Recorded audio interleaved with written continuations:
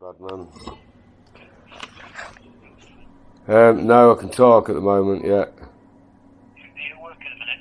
No, I'm not. I've got a court today, so. Okay.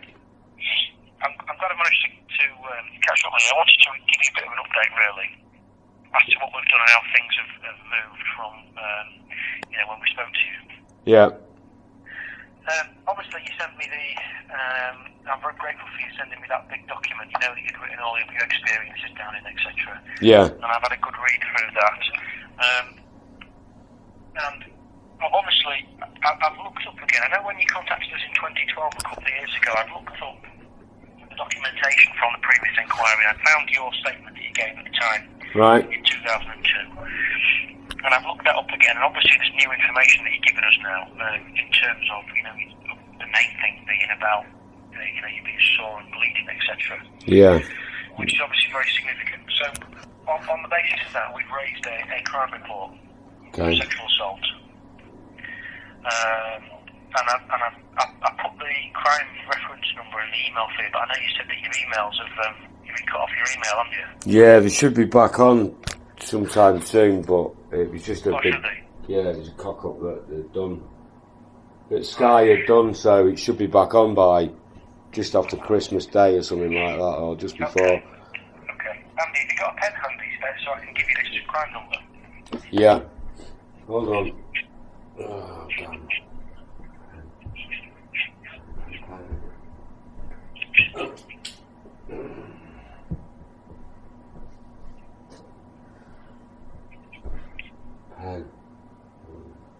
Right. You ready? Yeah, hold on. Yeah, go on then. Right, it's CJ. Slash 208. Yeah. 6761. Yeah. /14. /14. Now what I've done is, and the other new significant bit of information you gave us is obviously you mentioned to us in your document and when we saw you at court about the fact that when you'd seen the police officers 10 years or so ago, they told you that they'd found a house mother and an entry in a logbook of some kind, or accident report book, you said, didn't you? Yeah, and apparently it was written What pencil. I've done is, I've been back and tried to research our system. I've took out the notebooks of the officers that saw you in 2002, and we've got a computer system, and major incidents like this go on the computer system and all the details should go on. Yeah. So I've researched the systems and their pocketbooks for any information about what you've said, because you talked about 2 people being arrested, didn't you, for intimidating or harming the priests. Well, that's what, right, listen, when they told me that they had these 2 people in the cells, they didn't actually tell me what it was for. My friend had researched it years down the line and found that 2 guys, in actual fact, had been out, so I'm presuming that those 2 guys are the same 2 guys, because my mate found that 2 guys had been held in the cells for attempting to murder some priests. Is that right? I don't know if you remember me mentioning to you when I spoke to you a couple of weeks ago, Andy, if you've got those details of who those guys were, that's really important for us, because I can't find anything on the system about 2 people being locked up in those circumstances. I can't find anything. Why did the police come to see me in the first place then, if that's not what they told me? That they was going on what the guys had told them in the cells. Yes. And since then, like I say, one of them has killed themselves. I've been to see the officers that came to see you. Yeah. I've spoken to a guy called Brian Coates, who was the officer in the case back then in 2002, and I've spoken to the 2 lads who came to see you were called Phil Barber and Dave Floater, and they've both since retired. Yeah. And I've spoken to them. They tell me they can't remember this, they've got no memory of it, and they don't know of anyone being arrested under those circumstances. So I'm flummoxed, which is why your information about who these 2 people might have been is really important. I don't believe it. How can they even say that they can't even remember? So what did they say is what happened then? What are they saying? Well, they've got very little memory of it now, and what I've done is I've dug out their notes from the time.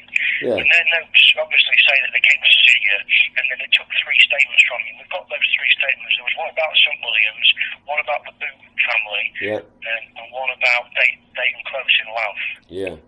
So we've got those 3 statements, and they say they remember coming to see you, but they don't remember anything about this house mother or entry in a book or these 2 people being arrested, which is what's flummoxing me. Can you tell me why they came to see me in the first place? Because I certainly didn't ring the police. Right? They said that, and that's what they. Do you know what I mean? I didn't ring them. They got in contact with me. Is that They came to see you. right? But why? What prompted them to come and see me? Because that's what they told me. What they prompted. They prompted me. That's what prompted them to come and see me. The fact that they had these 2 lads in the cells, and it was what they said made them come and see me. So, like, I don't understand how there's no records of anything like that. Let me have a look. While we're talking on the phone, I will crank our computer system up and I'll check that, because there'll be a record of what it was that prompted them to first come to see you. So while we're talking, I'll get that up so I can give you that update. Yeah. So I'll tell you what else I've done. Like I said, I've been through their notebooks, I've researched the databases, and I've checked what we've done as part of our inquiry in the last few years. Is we've been to the Diocese of Middlesbrough, which is the church in Middlesbrough, because they got all of the archived material from St Williams when it's closed. You know, like all the documents from St Williams. Yeah. Yeah. And we've been through all that. Some of it's held at the diocese, and some of it is held by the solicitors that act for the diocese. And we've been kind of over that material with a fine-tooth comb, and we've made an index of what material we've seen and what material we've viewed. Yeah. And I've searched through those indexes for stuff that might relate to you, because what I was hoping is, if there's this entry about you, you know, like you said in pencil in this accident report book, that would be able to find that. Yeah. I found quite a bit of stuff relating to you, in terms of, because they had a community logbook there that the headmaster wrote up every day, and he'd about significant things that had occurred during the day. And there's a few bits about you, times when you absconded, the fact when you arrived, when you left the school, all that type of stuff. Yeah. But we've not found anything to do with this entry in this book that you mentioned. Where I was knocked out and kept and was unconscious for 5 days. Yes. And I think, because you said that the officers that came to see you in 2002 said they'd seen that. That it was written in pencil. That's what they told me. That they'd seen that, and that it was written in pencil. That's what they told me. I don't forget a note like this, man. Well, I know. I can tell how frustrating it must be for you, but I can't. They say they can't remember it. There's nothing in the notebooks.